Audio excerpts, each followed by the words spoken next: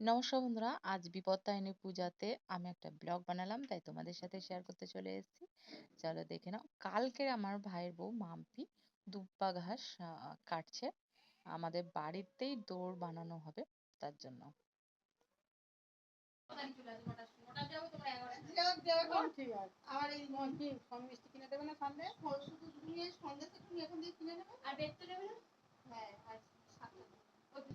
মাম্পি সব দৌড়গুলো বানিয়ে নিল।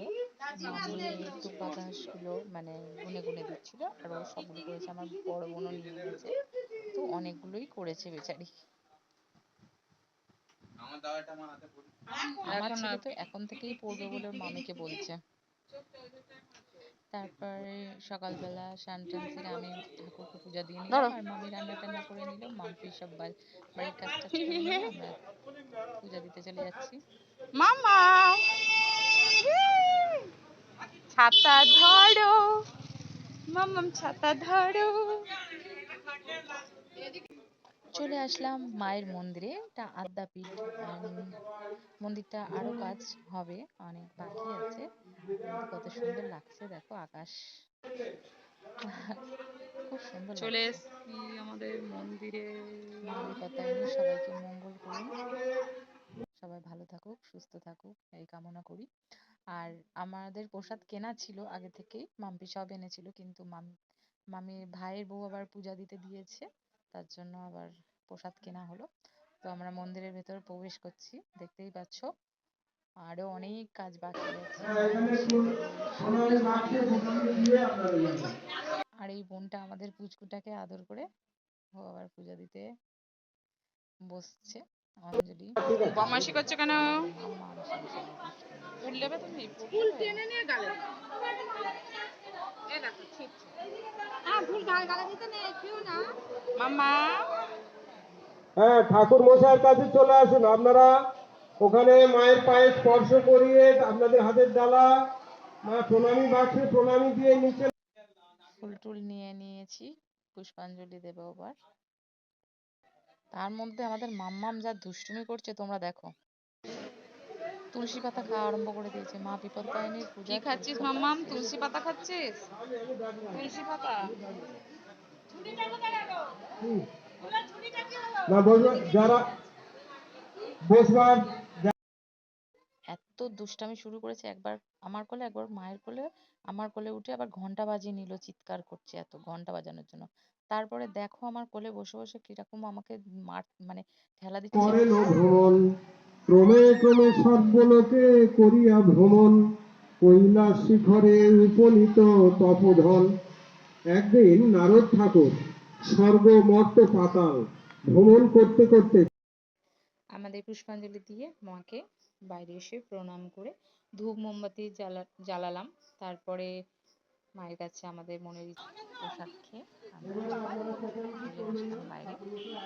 তো বাড়ি ফেরার পালা। পূজা আমাদের হয়ে গেছে। আগে আমরা যেতাম রাজপুর বিপত্তারিণী মন্দির, তো এখন আর যাওয়া হয় না। আর পুচকিটাকে নিয়ে ভিড়। তো মায়ের মন্দির দর্শন করেছো তো, কেমন লাগলো তোমাদের বলো।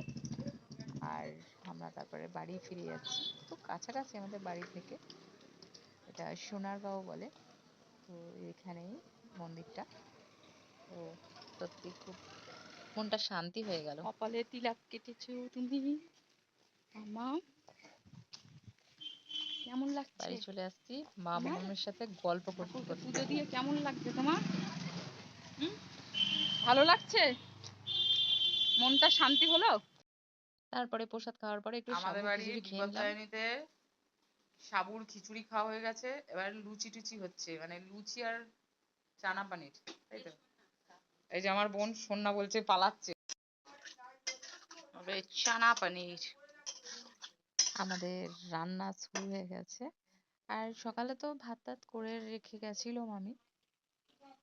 আজকে হলুদ সর্ষের তেল খেতে নেই, তাই সাদা সাদা কালার হবে। সাদা সাদা। আজকে কালার ছাড়া, মানে কালার নেই। একটু ঝোল মরবে, মানে ঝোলটা এতটা লাগবে না। লুচির জন্য তেল গরম হচ্ছে, আর চানা পানির রেডি। এই যে মাম্পি এখন লুচি বেলছে। লুচিটা হলেই সবাই গবাগব খেতে বসবে। আজকে কেউ ভাত খায়নি, সব লুচি তরকারি খেয়েছে। লুচিও ভাজা হচ্ছে আমাদের। কি সুন্দর ফুলেছে। বোনকেও লুচি টুচি ভেজে দেওয়া হলো, ও আবার বাড়িতে নিয়ে গেল ওর বরের জন্য, ছেলের জন্য। ছোটবেলার জীবনটা খুব ভালো ছিল। রাজপুর বিপত্তারিণী বাড়ি পুজো দিতে যেতাম পাড়ার সবাই মিলে, আর বৃষ্টিও হতো, ভিজে ভিজে পুজো দিতাম। লাইনও যেমন পড়তো, আনন্দ প্রচুর হতো। আমাদের খাবার রেডি। মা বিপত্তারিণী সবাইকে বিপদ থেকে রক্ষা করেন। আর আজকের ব্লগটা এই পর্যন্ত, আবারও দেখা হবে। টাটা।